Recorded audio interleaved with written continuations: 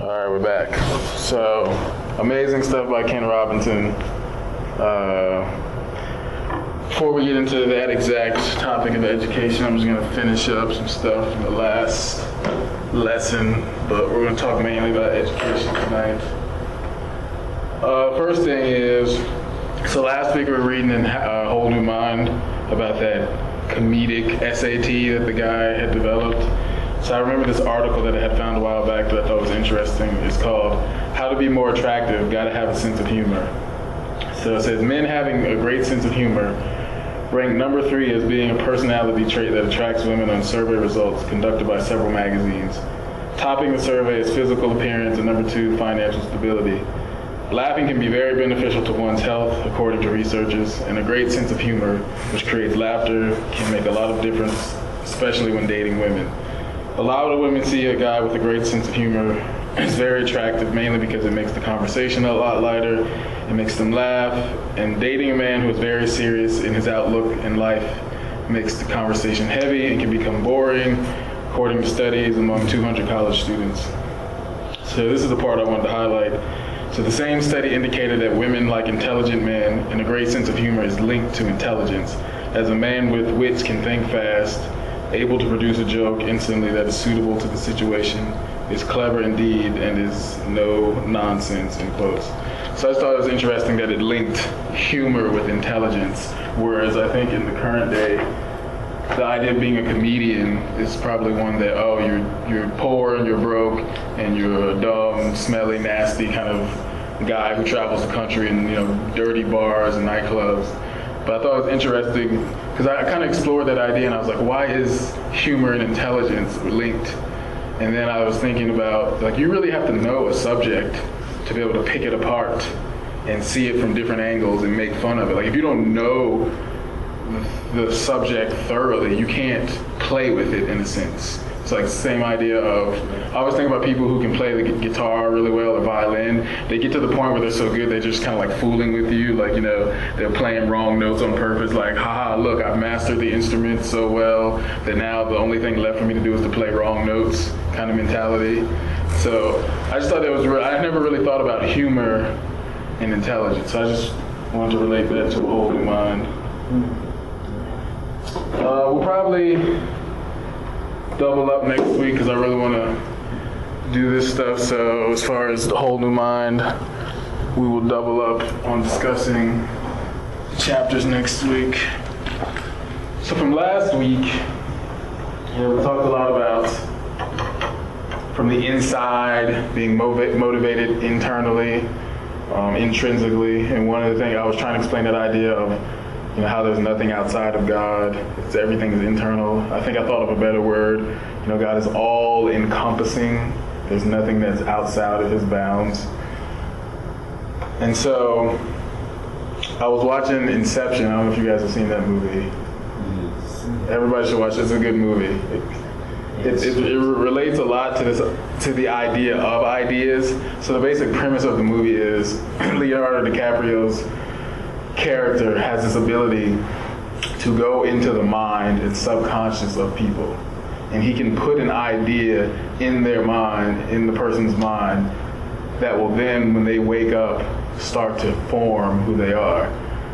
And he was very adamant about the person who hired him to do this, because he's like, you do know what you're asking me to do. He's like, you're asking me to go into someone's mind, implant an idea in their subconscious that will change the very nature and the very outward working of who this person will be. He's like, this is no small thing that you're asking me to do. So it was just interesting that I saw that movie after we talked about, this idea of the thought that goes into your brain and then it goes to your emotion and then that produces the behaviors that you follow.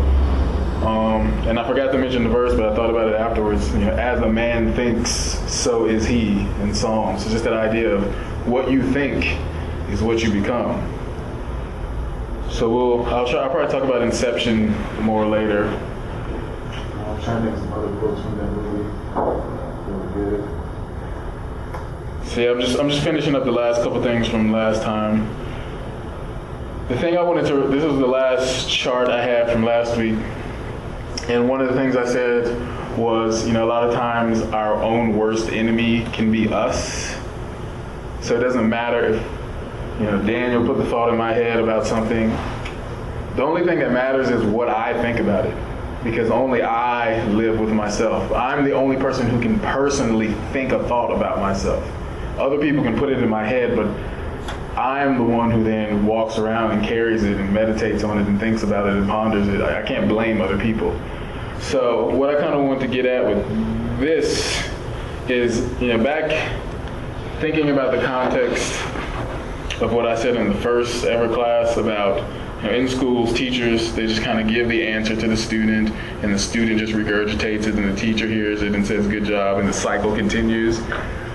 I think that mentality has kind of even found its way into the idea of the moral, I guess if you call it more the moral part of life, where now someone says something about you, and you allow it to go into your brain, you kind of want to relinquish yourself of the responsibility. Like, oh, this person said this about me. It's not my fault that I feel this way about myself. So-and-so called me this, and this person said this about my painting. This person said this after the show. It's almost like you're giving up the right and the responsibility, even the thoughts that you have of yourself.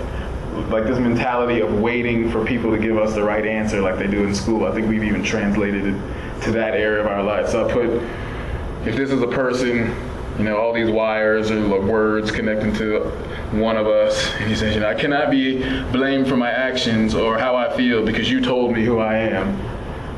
Yes, master, please tell me what to do. I relinquish me of all choice and responsibility. So I think we give up our right to think for ourselves.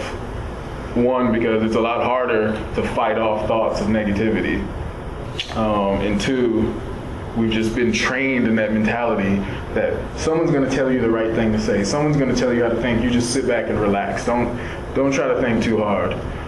So we have to be very careful about what gets in our brain because, once it gets in there, like I said, it doesn't matter who thought it, you or someone else, it's going to plant a seed. So then I put over here the human programmer. So we have God up here who is programming us. And he says, I will tell you who you are and then let you take it from there. Who do you want to be? So I think it's interesting that, he's our foundation. Like, this is who you are. You're the masterpiece. You're the monopoly. You're loved unconditionally. So you have a base foundation. But then I think the exciting thing is he also says, what do you want? Like, who do you want to be? Go discover yourself. On the other side, I put, him saying programming is like when you feel like you lose who you are, you can always come back and get reprogrammed. I will tell you who you are, and then I'll send you back out again. So I like the fact that God, even though he's giving us the truth about who we are and we consider that, we also have this active thing that we can do to figure out who we are. Like, it's okay for us to explore and figure out who we are. What's that quote that you said about God's curiosity? Oh, Thomas Mann. Man is a result of God's curiosity about himself. Man is a result of God's curiosity about himself. Famous theologian, 18th century Thomas Mann. Very good. So when you have the identity of man as the image of God, really giving a reflection back to God of God's self. Hello, Mr. Tom. Hello, Mr. Garner. What's up? Well, Mr. Bernard's teaching. Oh, I'm sorry. Sorry to interrupt you. Scream louder. It's really great. Oh, good. I'm glad you're here, Mr. Garner. Glad to have I haven't seen you here in forever. Oh, well, thank you, Mr. Tom. You can start crying if you want to show me that your emotions are authentic.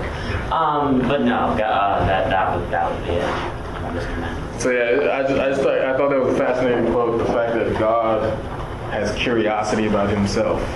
Like, he even likes to figure out things where, like, what do I like? Who am I? Like, he's confident in who he is. He doesn't have any sense of who am I, but just this idea that God is interested in discovering himself even. And so we have that. So now, can everybody, is this blocking people? All right. American education system. This is one of my favorite topics. So, all this talk about thoughts and thinking and information and truth and ideas is very cerebral, the brain, the mind, the head. So what is the most influential sphere of life that deals with the mind. American education system. So, since we were just talking about how important it is that we shape our mind into truth, we have to then take a look at where we currently are. Like a lot of stuff that Ken Robinson was talking about, where we are and where we're going and how did we get where we are, and what we're putting into our mind and how we're treating kids and how we're teaching them to use their mind and who they are. So I put, it all starts in the mind. How we think shapes who we are. Thoughts eventually become actions. Second thing, education is the foundation for occupation. So pretty much education is preparing you for when you go out into what people call the real world as opposed to the fake world that you live in now, whatever the fake world is. 3, I thought I put education parallels occupation as well. So I thought that was very fascinating. I had never known that point that he made about the school bells being synonymous with the shift change, because they were basically just trying to get students on clock. Like when the bell rings, you go to the next thing. They were trying to get them in line for when they grew up. When you become a worker, you're going to enter this factory, and when the bell changes, you know to change. So I just thought that was interesting. So parallels, I put grades and money. To me, I see grades as just kind of play money for kids. Here's your reward. You want to get lots of these, because when you get these, that equals success. So it already trains kids to get into sort of doing things for some type of external value versus the internal value. And then this last one is my own personal just observation. I just remember being in school, and you would have a substitute teacher, and the teacher, she wouldn't be really teaching, she was just kind of there to babysit, because the teacher was gone away. And so it wasn't about learning, it was about keeping you out of trouble. What are we doing here? What are we putting into our brain? Oh, it doesn't, just work. Just do it. Don't ask questions. Just do what you're supposed to do. And I think similar thing happens when you get to work. It's like you're not allowed to leave work when you're finished. It's like they're just trying to keep, you have to stay busy, because everybody else has to be busy, you have to be busy. We can't let you go home early. If you were to finish your work with that substitute teacher, they would just pile on something else. Well, we got to find something else for you to do. It doesn't matter if it really helps you, build your brain. We just can't let you sit idle, because you're going to get in trouble. So I think people, yes. I want to know what everyone's opinion is of, this phenomenon where you can't go home early if you finish your work. I wonder how you all feel about that. Does it have anything to do with time being money? Yeah. It has something to do as far as an economical stance. I think. Yeah, I agree with you. It's that you sit in the office for between 9 and 5 no matter what, because that's what you're getting paid for. You're not actually getting paid for the amount of productive work you do, like per capita. You're getting paid for quantity rather than quality. It's designed the exact same reason for what you're saying. That's the question. I think it's stupid. I think it's very silly. Very silly. Very silly. I think it's also where parents aren't home. Also, we've got that factor playing. So it's kind of. No, but do you think people are afraid that if they let people go home early, then they'll tend to not do as much work as they could, because they would just want to finish up quickly and go home, and the quality might suffer. Maybe they're afraid of that. Well, I think that's partly true because we think quantity equals quality, which is a false premise. Like the more work they do, the more productivity, the better they do their work, which is a flawed axiom. I think you get the reverse if you said, okay, you do your work and then you can be done. For one, if the work was meaningless, then it would come to the surface very quickly. You wouldn't be able to deny it. 2, you would have to teach something that would make kids want to stay in many respects, which would be good. You would have to start teaching things that weren't boring. So I think by having a system where you're forced to stay no matter what, it keeps there from being a correction in the direction that we are pointing at, or that Mr. Robinson is pointing at. I think what you said too about the idea of time being, I'm reading this book now called In Praise of Slowness. And that's one of the things that kind of brought up was this idea, there came a period where time and looking at your watch, like people became the slave to the clock. And yes, time all of a sudden became equated with money. So if you're wasting time, you're wasting money. So I think, and yeah, we use that phrase all the time. Come on, time is money. So I think that is a good point too. Yeah, but you know what's ironic with that phrase? You forget that time too is value. So if you're wasting your time doing something that you don't like, you're wasting money. I mean, if time equals money, then you're doing stupid stuff with your time, then you're misspending money. You're losing money. It's a funny phrase. We only take it in that one direction. Yeah, I think also just, like I said, it's just, I don't know, there's this idea of if I get done with my work, I can't go home because nobody else is allowed to go home. If they have to be here, then you have to be here. And there's no really basis for it other than people getting upset and frustrated and being treated unfair, when really we should all be autonomous and allowed to come and go as we please. Like maybe this guy finishes his work faster. I mean, that's just... Yeah, but precisely, what if this guy leaves 3 hours early every day? But what if the other person has to do like overnighters because he just can't finish his work? I mean, what if he gets his work done? Are we supposed to penalize people for being good at what they're doing? I mean, it just creates a system where, there might be disunity within the office. Because people are seemingly doing very different amounts of work. I mean, I think there's a lot that goes into that equation. I think, well, the first is, I mean, it may not necessarily be true, but I think if something is taking you a longer time, you may not be talented, like that may not be the gift where the area of your gift. Much more work than someone else. You might be doing it really quickly, but you have an exorbitant amount of work. Well, that brings a whole nother topic. I think the idea of balance, like we shouldn't be overloaded with work. But that's not up to you, that's the prerogative of the boss. The boss tells you to do a lot. I know, but we have to I think the boss needs to then get his mind changed. Like everything comes back to changing your mind. And we're going to talk about that too. It's so easy to just say, well, what about this? I mean, I think we have to realize we're trying to reshape our mind, even if, everybody doesn't get it. Like we need to get to a place where we're realizing what's best for human beings and how they are treated. I mean, I was thinking about, I did a job with the Census Bureau last summer, and I just realized how we use words that we don't think about. So the guy who's supervising me is like, oh, here's another questionnaire, add that to your caseload. And I just thought about that word load. And I was like, wait a minute, we think of work as a load to weigh it. Like we automatically think work is something that's heavy and holding us down, when it's like the truth says, no, yoke is easy, burden is light. Like work is not supposed to be a load, a burden.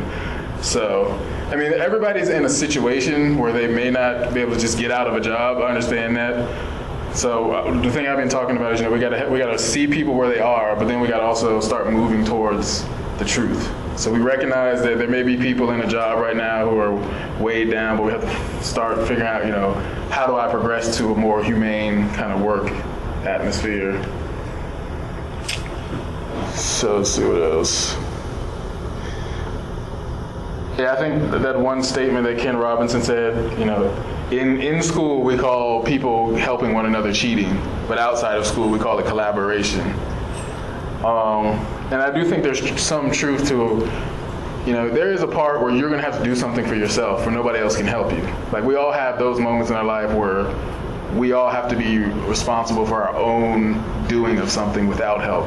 But I just think it's fascinating that, we're training kids to have this sort of competitive mentality with one another. I gotta get good grades, I gotta be better than this person, I gotta be valedictorian, I gotta rise to the top. But then when they grow up and they're in work, we're expecting them to work together and be cooperative. But we've already trained them in this, competitive mentality. So I thought that was interesting what he said. Yeah, and the other thing about the cheating thing, for one, what colleges define as cheating doesn't have reality in the real world. For example, you take a test on, say, an English test where you've got to identify passages of writers. Nowhere in the real world would you not have access to, say, a computer or something where you could look up the passage and get the name.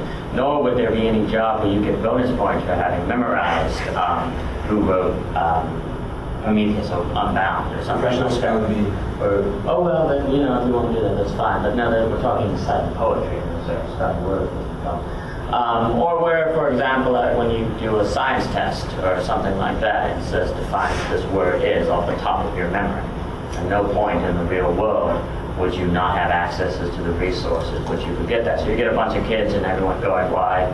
What is the point of this sort of test? And you almost define cheating within the terms of what can let this system of grading, what are the illusions you can create that can let the grading system work in many respects. And that's very demoralizing and demotivating for many students, in my opinion. well, I think there's virtue to the principle of memory work because you want facts at your fingertips so you can use them quickly. So after taking the test on the final exam, you want your class, if I were to ask you to give me one of those things that you memorize for the test, It depends how well. 2 months later, then yeah, no. But if I were using it every day, I would pay attention to it. And there's 2 ways to memorize anything: short-term memory, long-term memory. If you keep going through it every day, through repetition, you remember it much better. But you're not going. I am. That's why I remember the test. Unless it's part of your work, which is then part of the quote-unquote real-world atmosphere. Right, yeah. Which is different from the test atmosphere. Right. So, well, the point is, not every student does memorizes stuff for the short term. But I think the things you memorize for the long term are abstract, divergent thinking, like ways to think, the methodology of thinking, and how to look at things, the worldviews of what you retain for the long term. Short term, you retain information that gets you a grade, and that's not going to be sustainable. Okay. Anyway, we're interrupting. That's good. I think, like for instance, I think of a situation of a person who's an astronaut. You may be in a situation where you're cut off from communication and you need to know what you're doing in order to save your life. Or someone who's working with chemicals. I think these people need to know what they're doing. But it has to go beyond memorization. It has to go to a very heartfelt. Right. You're going to remember that stuff if you have a passion for it and you love it. But the problem with the grade system is it doesn't necessitate a passion for it. Like if you have a passion for biology, you're going to internalize those facts. But for someone like me stuck in, say, a general requirement class on physics, it's a situation of I don't have the self-motivation to retain that information.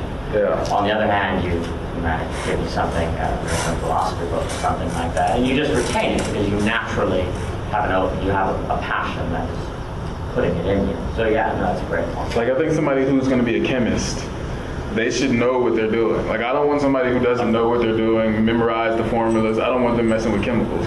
But I also don't want someone who's not passionate about it because they're just going to go in, it's more than 3 milligrams and 4 milligrams. If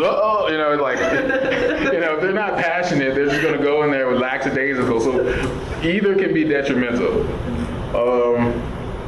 Number 5, parallels again.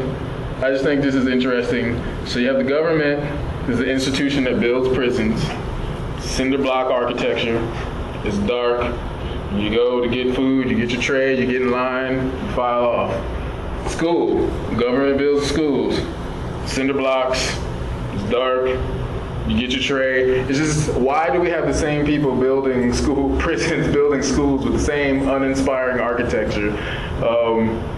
Kids have to, I think the chapter that we read this past week, the design chapter, he was talking about how hospitals that created more aesthetically pleasing environments, people actually had faster recovery rates. That's from the book, isn't it? Daniel Pink? Yeah. So he's talking about that in the idea of design. So it's like, why would we put kids into an uninspiring learning environment and expect them, like he was saying in the video, I thought it was great. He's like, we got video games, we got iPods, we got internet, we got Google, and then we sit them in front of this boring material in a boring environment, and we're like, why are you so distracted?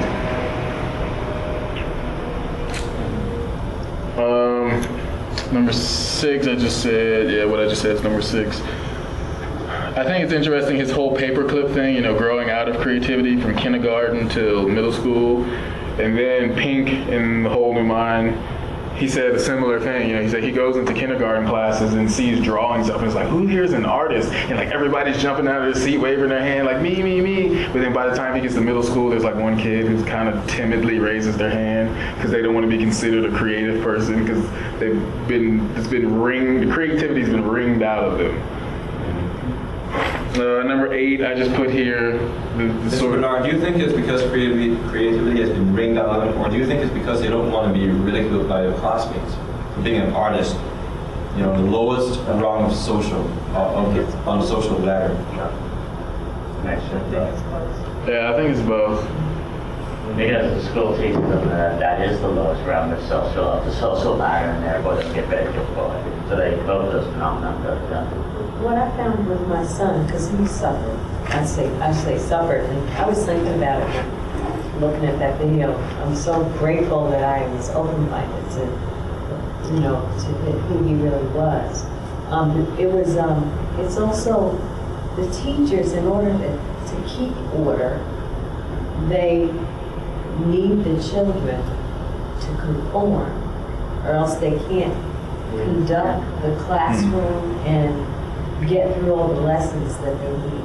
And I think that's, because I think probably if my son were younger, they would have diagnosed him with, both of my sons with ADHD or whatever it is.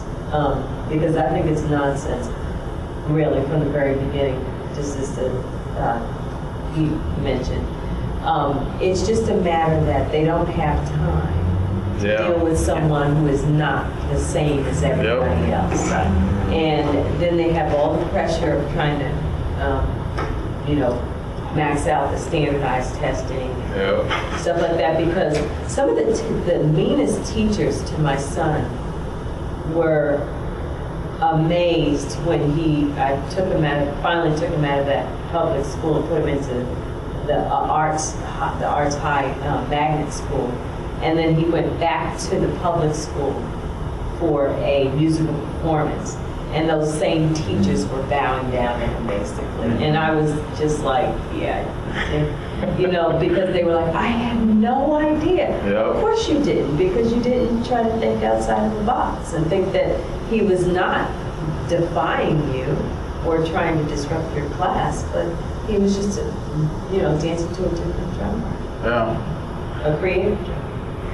And that's something I hope to get to in later lessons, the idea of time and how we, like the book I'm reading, the culture of speed, that plays into one of the reasons we can't treat everybody as, like I say, a masterpiece.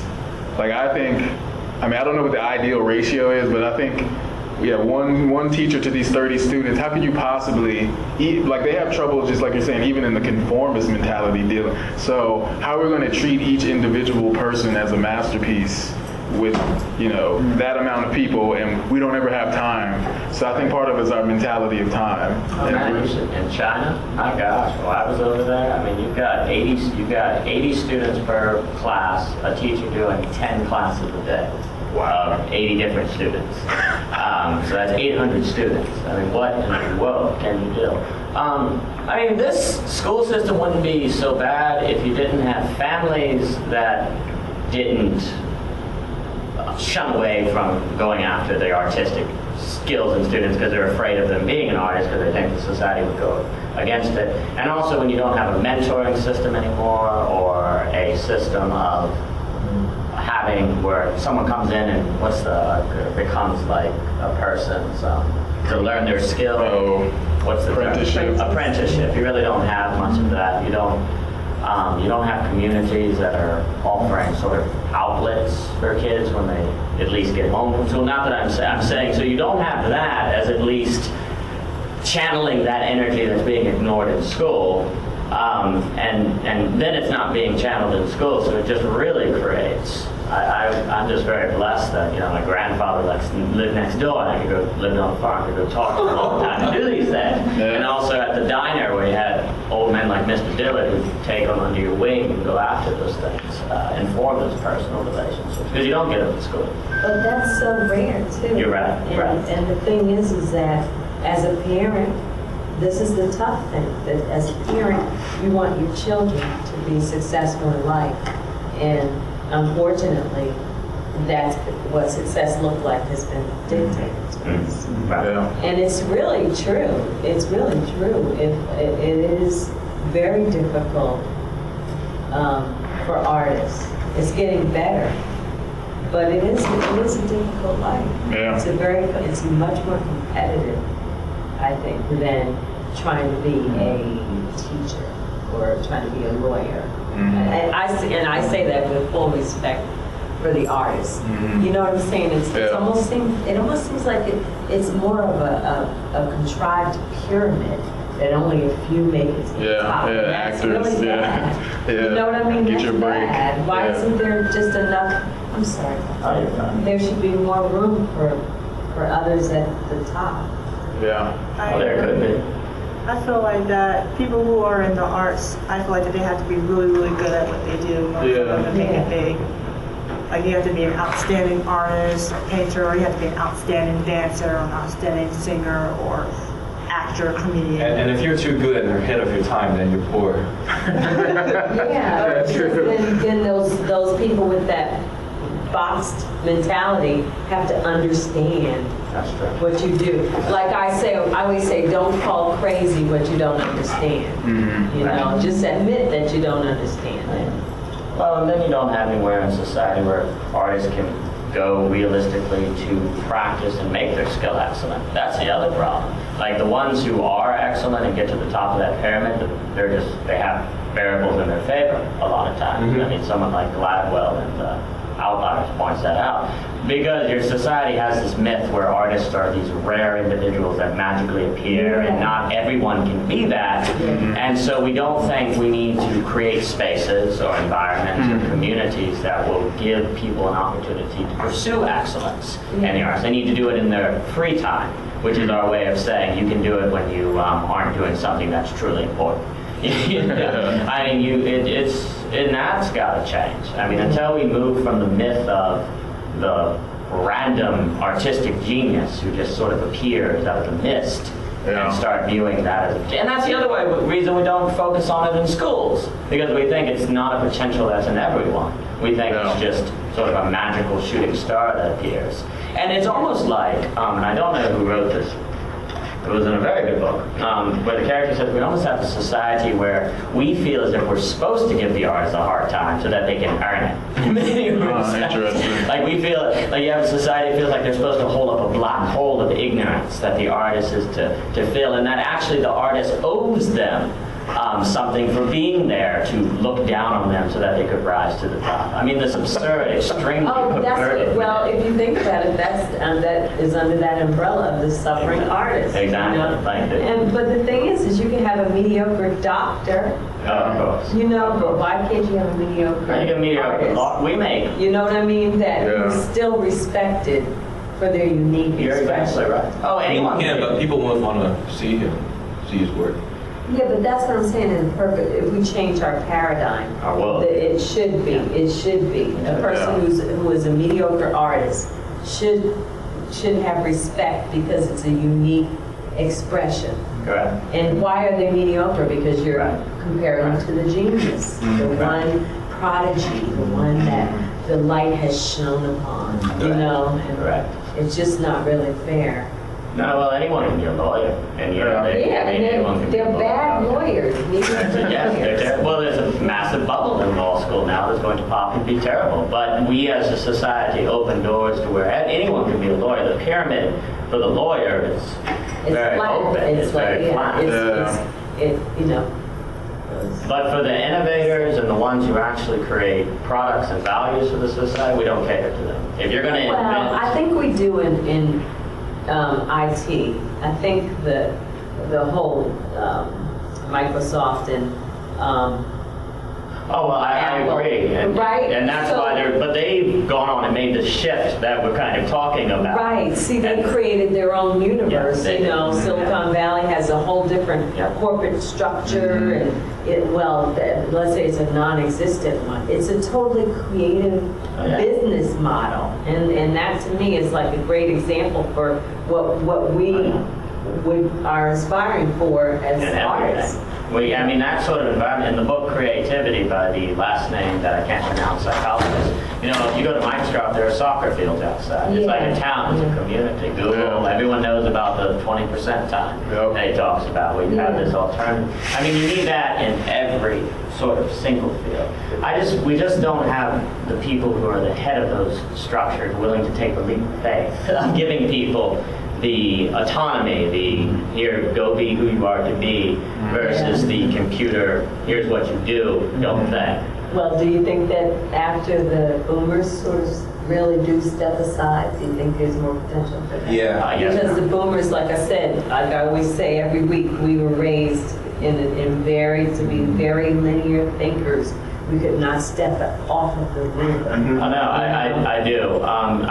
Will Goldman in Emotional Thinking talks a lot about how the baby boomers went through were unfortunately pawns in an experiment of what constitutes intelligence, and that was the standardization. There was only one type of intelligence, and that's to become a professor at college. I mean, if you think about it, the only logical end of the current setup of education is to become a college professor, or a lawyer, or a Which is what doctor. I wanted to be. And that's and you go into the English department or any of the humanities, the only logical end of that current educational track that does not concentrate on divergent thinking or really your own creative production is to be a college professor. There's nothing wrong with But being you a college know, professor. I still have to say this one thing that I read. It might have been in this book about the one thing I'm always on boom about being very linear thinkers. Hello. But I just remembered there was a parallel counterculture, right, of the hippies and the free love, free living, and which was it was an anti-establishment, that parallel. And so it's going to be interesting too, I think, as we age and sort of move aside, because that book, Daniel Pink does talk about that. He talks about The boomers. at the place where we are now more creative and thinking more creatively because we got all that stuff out of the way. We've done all of that, follow the line. And they realize their life is over, and they say, "What have I done with it?" Right. How did I? Wait a minute. When I was 15, I wanted to be a poet. Pull it out, dust it off, and rethink it. As you said, meaning is the new money. And something else you guys were talking, like that's what I hope this class kind of does, helps to bring everybody to the sense like I am creative. And I remember one of the most maybe, I don't know if it's pivotal. It was just I was in 6th grade and I was in this summer enrichment course focused on math and science. Woo! And after one of the sessions, it was only like 4. Was it on the beach? Richmond? Yeah, we were playing violin, but after one of the sessions, we were all sitting around waiting for our parents to come pick us up. And so there was one girl who was always singing. She was just singing songs from the radio. And so she says to the girl next to her, "Is like, oh, why don't you sing something?" And the girl's like, "Oh, no, I can't sing. You're the singer." She's like, "That's not true." She said, "Everybody can sing. That's what I say. But not everyone can sing well." And when she said that, I was like, oh, fascinating. I was like, oh yeah, we all can say la la la la la. Like we all have the ability to do every creative thing. Rap, write poetry, paint. It may not be Whitney Houston, Picasso, but we all have the bare minimum. And so I think just that kind of mentality that we're all lowercase c creators, will help like kind of level out that idea that it's the artist up here and the everybody else down here. And there's another really good TED Talks by Elizabeth Gilbert. She wrote Eat, Pray, Love. Oh yeah. And so she, I'll send out the link because I don't think we'll have time to watch it in the class, but she just talks about how there was this idea that the Greeks had that genius was not something that came from within you, but it actually just flowed through you. So they would live in a house and they would have this understanding like, I'm just here to let the pen flow. The genius lives in the walls. And if the pen doesn't come through with some genius, you guys know it was his fault. The person who lived in the walls, it was them. I did my part. I sat down with the pencil. I did the paintbrush up and down. I was waiting for it to come out. So she's... That's how my poetry, a lot of my poetry came. Really? Yeah. Just through me. And so she makes this point that, that paradigm is what has caused artists to be like this self-loathing, if my next book is not a hit, then, something is wrong with me. She's like, the only reason people are able to do that is because they think the genius is coming directly from in them rather than flowing through them. And so then she even talks about this moment where, people used to dance in the circle, and there would be this one sort of transcendent moment where you would see a person's and their eyes was kind of glazed over, and they were obviously dancing in such a way that it was not them. Like they would yell, Allah, Allah, that's Allah. So then she said that language came to be later translated to Ole. That's why everybody says, Ole! Like you're basically saying God is in that person. And Really? Allah became Ole? That's what she says in the talk. She was saying, well, Allah, when that flow experience was seeing someone what I identified as a spiritual moment, was working to an individual. And Ole is what you say when you see like a bullfighter do an incredible move. You say, Ole, that's very good. So you're identifying like these moments of extreme skill in art as coming like a gift from above. The problem is when we have this genius model where it's all you, when you're not writing Ulysses anymore, you're not painting the picture, you're failing. So you shoot yourself in the head. So you get all these artists who are committing suicide because, they wrote this great book and they can't do it anymore. But they're the genius. They're the James Joyce or the Virginia Woolf. They go drown themselves in a river because they're no longer a genius. It's a very dangerous model. And also I wanted to comment on the idea of, like you were saying, everyone can draw, everyone can sing, everyone can do anything. And I will stand by the point that any human being who pursues a skill can become a master at it. It's just a question, do they put a decade, do they put 2 decades, maybe even 3 decades to it. Just as anyone, like we know that in our school system, right? Okay, pick your masters, pick the thing you like, and if you take enough classes and you study it enough and you go after it, you'll become really, really good at it. We just don't, for some reason, carry that same logic into the arts, so we don't create a society that actually gives people an opportunity to practice these things for a decade, that gives them the opportunity to master it. Because my goodness, there's no 2 human beings who have the same set of experience, who've read the same books, who have the same reading of this and that. So every single creative act is the only creative act like that will ever be. The question, even when you sing a bad song, the question is, can you take that incredible originality and then turn it into something masterful? Which it takes time to develop the skill. You don't have control really over when the flow and the inspiration comes, like the muse comes out of the wall, or the flow hits you. However, you do control if you're ready for it. You do control if you have the skill to capture it when it comes or when it doesn't. And we didn't need a society, like you equipped yourself in the armor of the Lord. You don't know when the call of the Holy Spirit is going to speak to you and say, okay, do this or do that. But you do have control over how ready you are for it. You do have control over if you answer it. You do have control over if you go. Serious. All right, does anybody have a time check?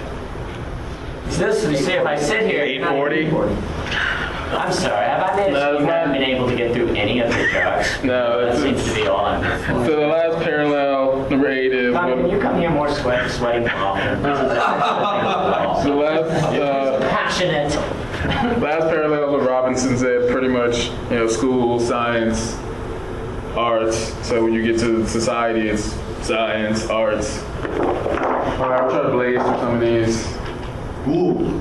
So this is just my, yes, Ninja Turtles. This is my diagram of what we've done to the left brain and what we've done to the right brain. So we pumped up on knowledge, reason, not that these are bad things, but them alone isolated. So I put all brain and no beauty, playing with the term, people say, oh, he's all brawn and no brain. So we're all brain, but the part of our other half of our brain that usually deals with creativity and beauty, we have not beefed up on. So all brain, no beauty. So you have our weakling over here. He's lifting creativity, emotion, empathy. Have you seen Jill Bolte-Taylor's TED Talks, Spirit of Insight? Yes. It's cool. Yeah. I watched that, and then I saw the book in this book sale the next day, and was like, all right, getting that. What's the name?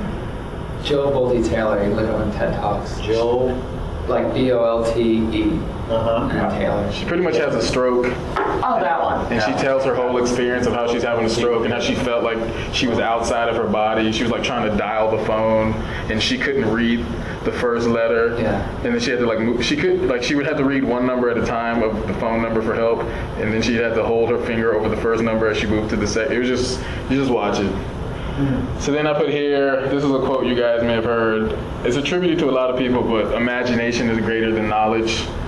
I like that quote a lot. We could get into explaining that more, but I think we move on. So we'll probably. So then here I have man versus machine, and I kind of show this phase of, we start off as people.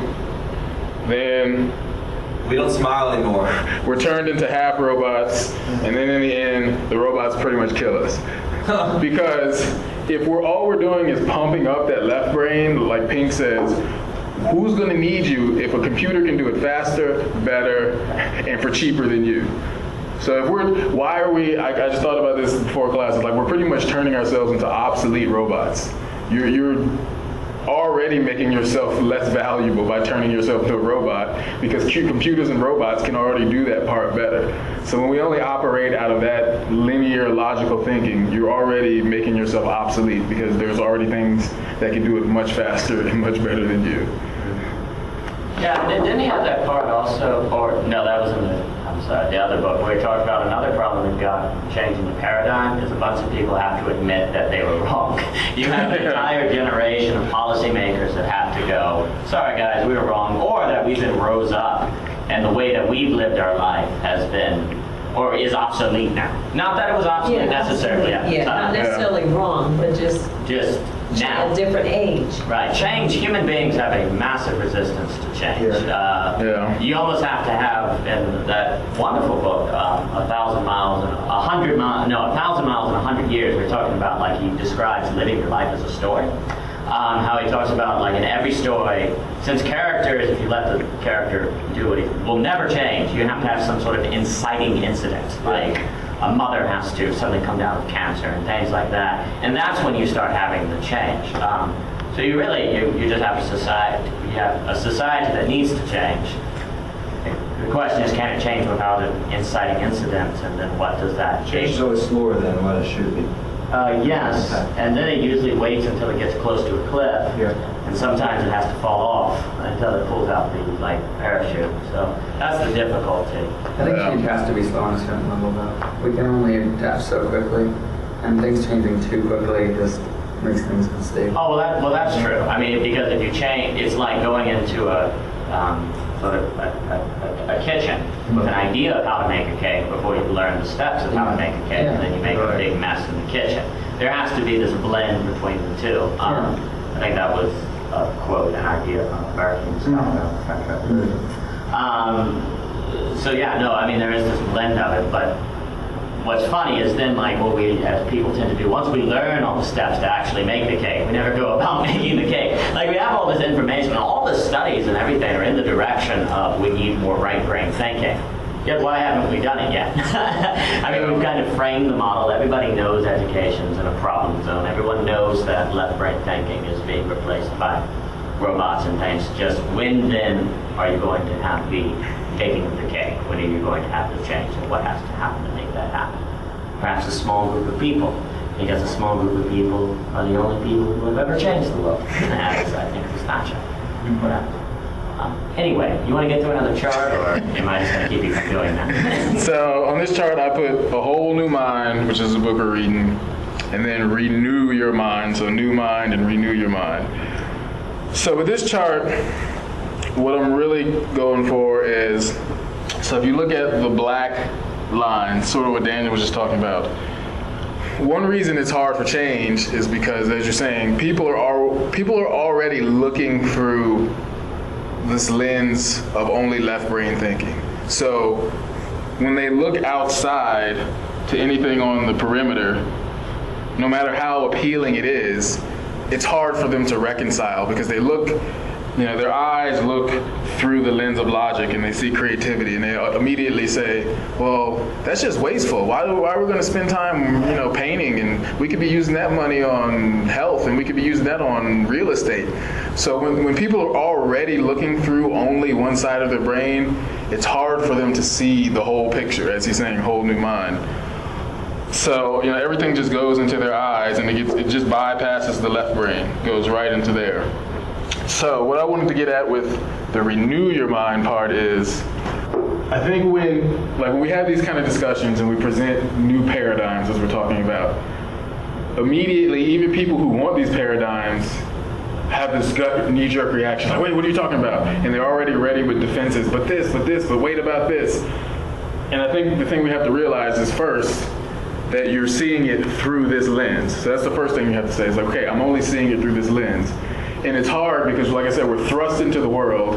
Our parents teach us what they know, and their parents taught them what they know, and we're just taught what's already around us. So we're already programmed to that way without ever being presented an alternate way of thinking. So it's already embedded in us. And so I can understand the knee-jerk reaction. But what we have to go back to is the truth. Renew your mind. And I think, it's easy just to conform, like that verse says, do not be conformed to this world, but be transformed by the renewing of your mind. So that connects to what the stuff we were talking about last time. The transformation comes from the inside out. Transform your mind to what the truth is. So take that in context of, okay, creativity is not important. That's what the current message of the world says. So what happens is you can say, well, it's really hard to be a creative person in this age. People don't want art. Like, you can speak that stuff and think that stuff. So are you agreeing with what the conformity says, or are you renewing your truth in your mind, like we talked about, so that your perspective is what the truth says? It doesn't matter what the world says, because the world, you're not supposed to conform to that thinking. You're supposed to renew your mind and then see the world as the truth sees it. So if God said, I put these kind of people in the world, very scientific, very rational, logic, reason-oriented. I also put these kind of people in the world, artistic, empathetic, emotional. Like, that's the way he's seeing the world. So whether or not the world sees the world that way, you can't conform with them. You have to come over here and say, this is how the truth sees the world. And am I going to line up my thoughts to be transformed by that truth? Or am I going to continue just to say, well, it's hard to be creative. Well, you can't do art. Well, like, you can keep agreeing with that and keep agreeing with that. But what's going to happen is, just like we talked about, in these charts, as long as you allow the conforming viewpoint to be your information, you're going to continue to create that cycle, and then you're going to keep exhibiting that behavior. So as long as you continue to say what everybody else says about art or creativity, it's just going to be the same for you, because you're conforming. You're not transforming, transcending. Take that word trans in a couple different ways. So going along with that, I think a lot of times we talk about the relationship between how parents feel about their children becoming creative people for a living. And so it's easy to talk about, they have this good motivation. They want their kids to be able to survive in the economy. I mean, that's true. That's a good motivation. And they should go with that. But I think, like Ken said, we're not treating the whole person. Like, you're treating their body. You're saying, I don't want you to not have food so you don't die. But is it okay for that child that you love to have food but also be bored out of his mind and spiritually dying? Like, you have to ask yourself, am I talking to this whole human being? Yes, you have a job. It feeds you. But does it feed you mentally, and does it also feed you spiritually? Because if you're not being fed in those intangible ways, you feel like you want to be dead anyway. Yeah. So what is the point of working at a job where you feel like you want to be dead, but you're alive? You might as well be dead. So you have to find some type of occupation, some type of education that feeds the mind, the body, and the spirit. So even though parents a lot of times and other people have good intentions, I think we have to realize that these good intentions alone are not good enough. Because they may be well-intentioned, but if they're not working, why are we doing them? Just because, they have a motivation of nobility behind them doesn't make them the right thing to do. And I think of the idea in the context of creativity. A lot of people have their ideas that I'm going to do this great movie one day. Oh, I'm going to paint this. Wait, I got all this poetry. Just wait. They have this idea that stays in their head forever. Now, if they just want to think about that idea on their own, that's great for them. But if they keep telling you, an outside audience, just wait, just wait, just wait, like you're just rolling your eyes like, yeah, wait, great. When is it going to happen? Like, they have good intentions, but it doesn't really mean anything until they make it. So that's one context. I saw this really great commercial that said, oh man, the blood drive was in town and I almost went to give blood. And the homeless shelter was open and I almost made it to go serve. And then at the end of the commercial it said, almost is the same as not doing. And I just thought that was interesting. Like, you can put those words on there and make it, I had intentions, I was there. It's like, yeah, guess what? Almost is the exact same as nothing. And it makes me think of, faith without works is dead. So I love that part where it's like, what kind of good does it do to see a person hungry and naked and say, oh, you guys are hungry and naked? Well, be filled and, warmed, and we'll just keep going on our merry way. It's like, you have to put faith into action. Like, you can't just have the motivation, like, wow, that guy is starving and naked. I really want to help him. Well, I thought about him and we keep walking down the street. It's like that faith without works has done nothing. And you're saying creativity, likewise, without realization is a non-existent creativity. Exactly. And the larger context I'm going for is not to live in this paradigm of, we have people who have this passion and desires to be creative, but yet, there's this parental model that a lot of times says, well, that's great, honey, but you have to do this.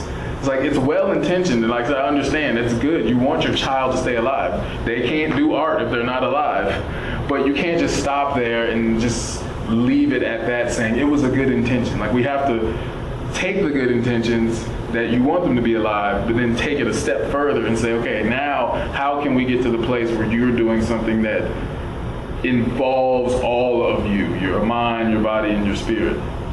Don't you think we kind of have a society that goes, oh, well, once we get that thing, once you do this job that provides for you and get your money and all of that, then afterwards you can start pursuing, but you never actually get to do that. Why not?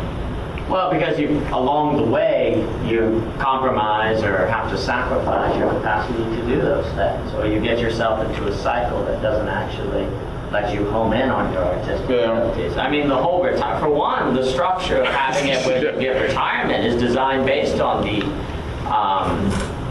counter argument. Oh, well, when are people going to get to do what they want to do with their lives? Or the deferred creativity. A deferred notion, where it's not at the center. It's eventually when it's more realistic. It's after retirement. And then once you get to retirement, it's too late. That's the whole structure, is how it's designed. That compartmentalized of separating a time when you focus on left brain and then later focus on right brain, rather than integrate. And that's how people do their weeks. Yes. So you can have fun at the end of the week. Correct. Like, you go to work, it's not supposed to be fun. Then Friday, Saturday, Sunday, that's the fun time. Yeah. And going back to the examples of Google and all of the tech side, they realize that they get more work done if you integrate fun throughout the week.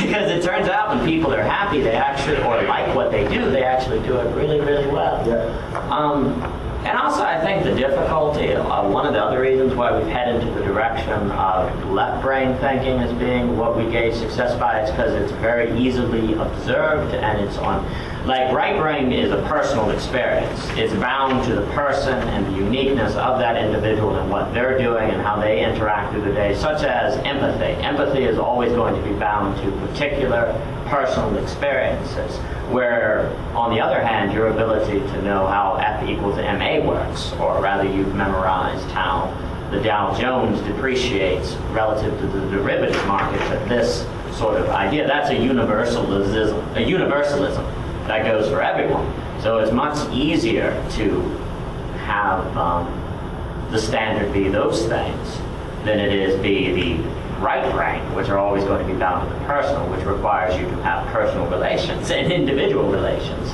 as we're talking about, are needed in the classroom to know a given person is very good at music or another person is very good at social skills.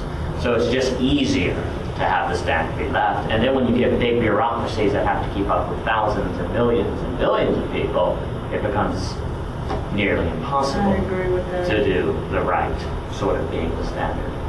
So then you have to have rebellious movements like the hippies and people who know that that's wrong, when they should be mainstream, not be rebellion in many respects, or integrated into the system. I think that's the other really big problem. Yeah, I think what, just adding to what you were saying, I think left brain, I guess the work can be easily measured or quantified. And it's seen as more efficient compared to, you know, individuality and uniqueness. Yeah. That can't be easily measured, therefore it's not as efficient. Yeah, So- right. And the horror is that never in real life do you ever experience something like force equals mass times acceleration separate from the experience of, say, a car hitting a wall.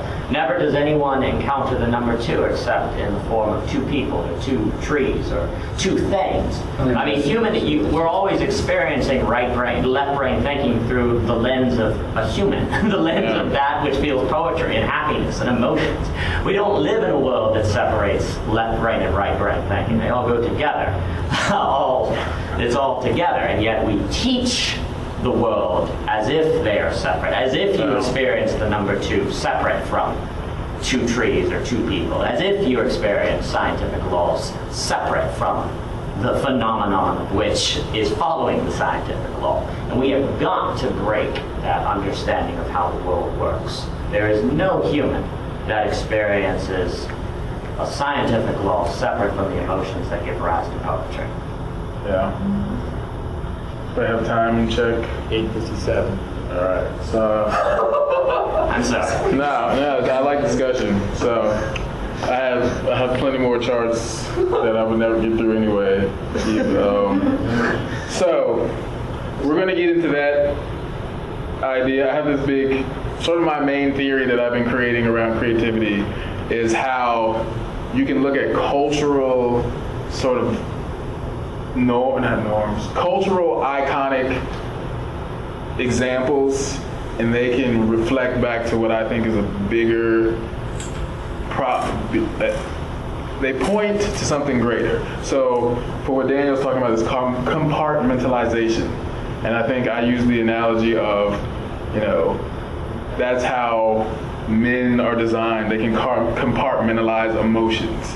So as human beings, we oftentimes act as a huge collective man where we compartmentalize all of our lives versus integrated, where I've heard the idea that women's emotions are more like a ball of yarn. They're just kind of, there's no sections. It's just everything is connected to everything.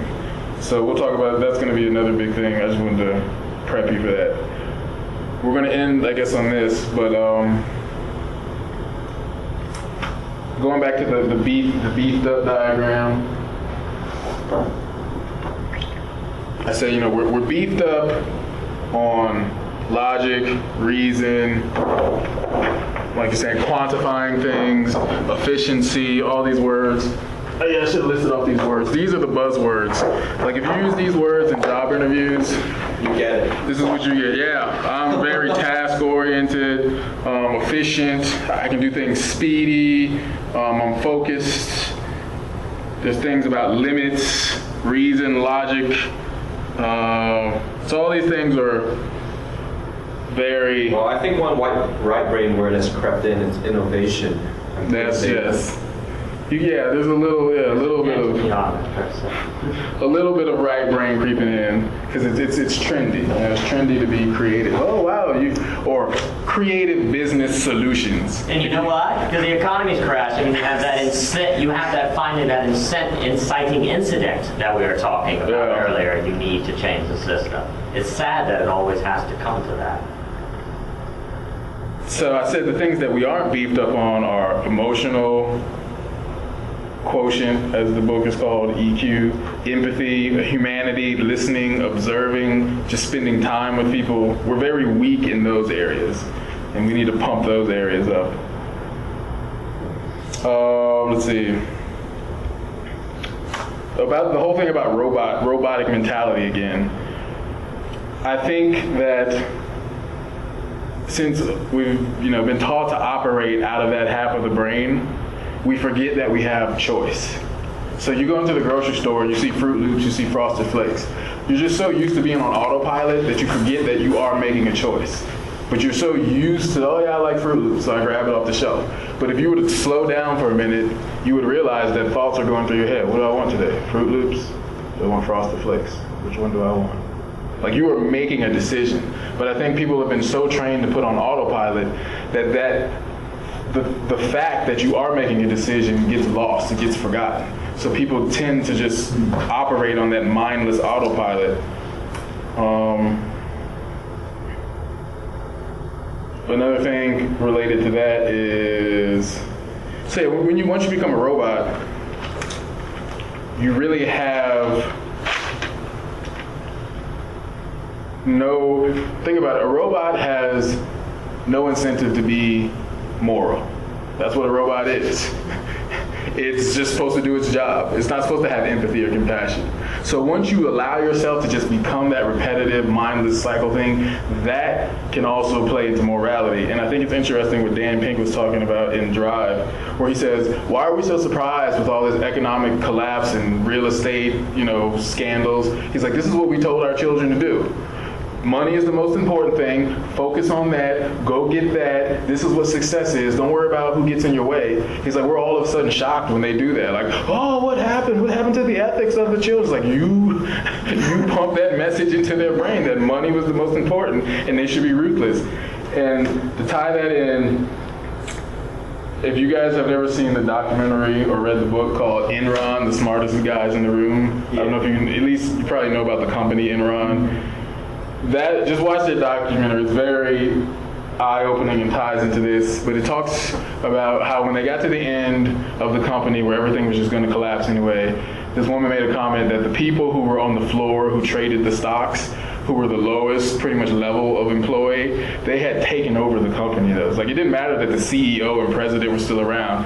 It's like, they might as well have not, because these people who controlled the stock price now control the company. She said they were just ruthless in their practices. I mean, they were calling up power plants, telling them to shut down the power plant so that the price of power could go up. And then when the price went up, they would sell the stocks and then tell just ruthless, inhumane things. And the idea that they just lost sight of things because they were so focused over here in this idea of the linear and how can I attain the most, the quantity, things you can quantify. Whereas over here in the right brain, the things that, like you're saying, not easy to quantify, nobody's thinking about how can I be empathetic, how can I be compassionate, how can I be more humane to the people. You're shutting down people's power. You're calling up the power plants and shut down the power for 3 hours. We don't care who's affected in your state. We need to make some money. So you got people for 3 hours without power. Why? So this guy can have more money in his bank account. I think it's to the point where you're just thinking of maximizing the efficiency of the system. Like you're in the paradigm of do whatever it takes to maximize the efficiency of the stock price, and humans are not in the equation. You're not even thinking about them, which is to live in a non-reality because there's no such thing as a world where there aren't humans in it. Like your economy is designed to treat the world as if it is no humans in it. Which, if you lived in a world where there were no humans in it, it would be a perfect system.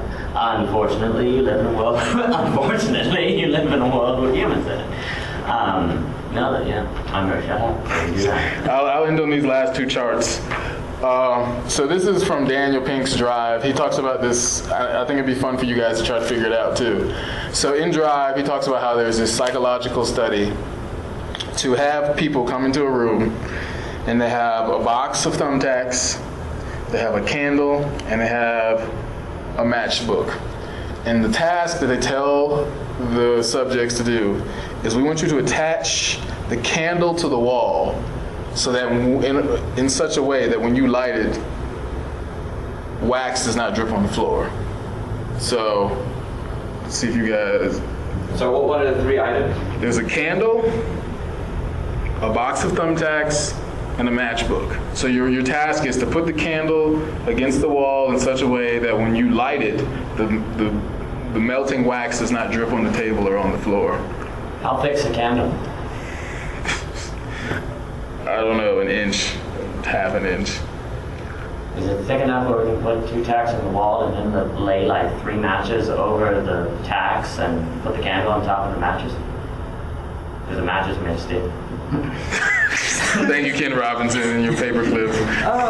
Can we take like the part of the candle where you actually have to light it and then take it off the wax and kind of like use a thumbtack attached to the wall and then light the string or whatever? So say that again.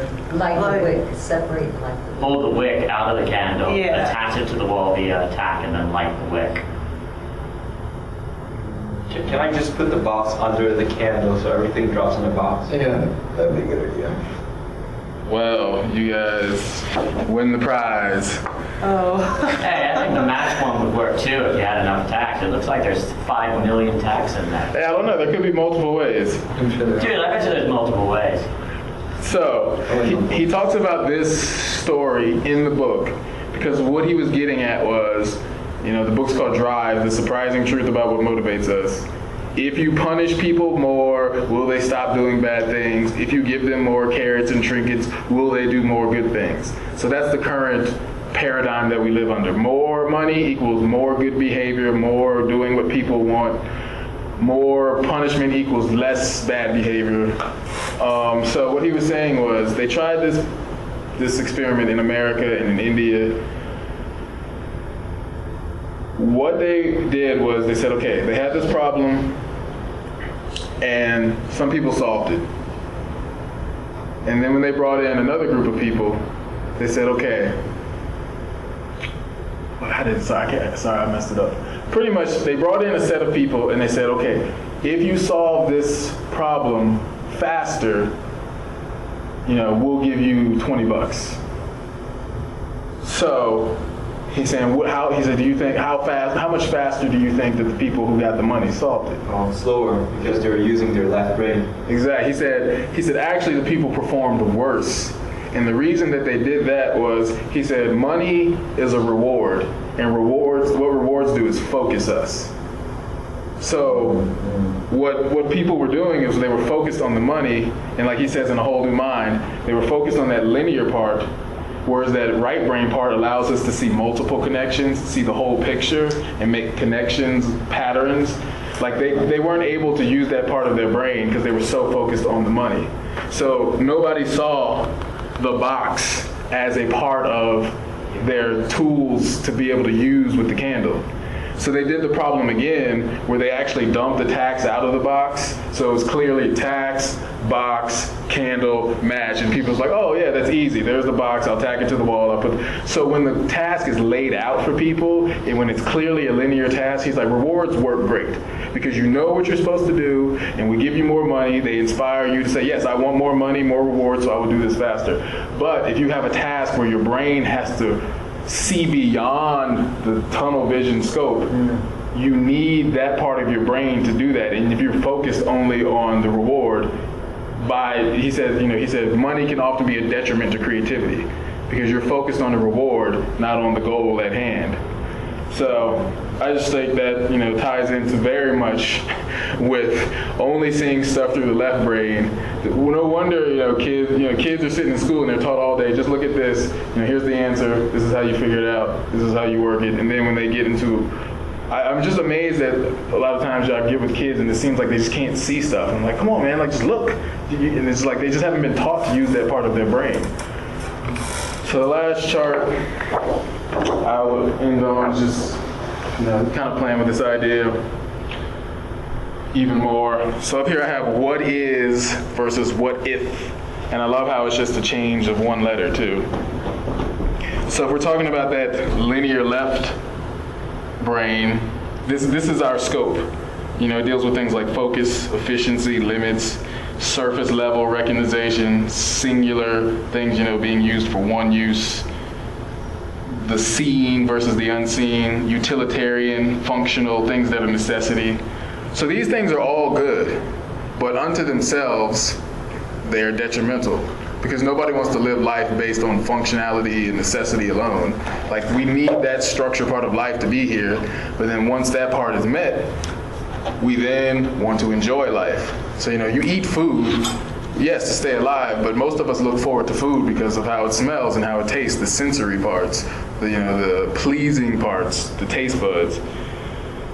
So then out here, in our broader range, we have creativity, the unlimited ideas of combination, new uses, multi-sensory, mixing things together, the unseen, the imagination, the unblocked, adaptation, things being embedded.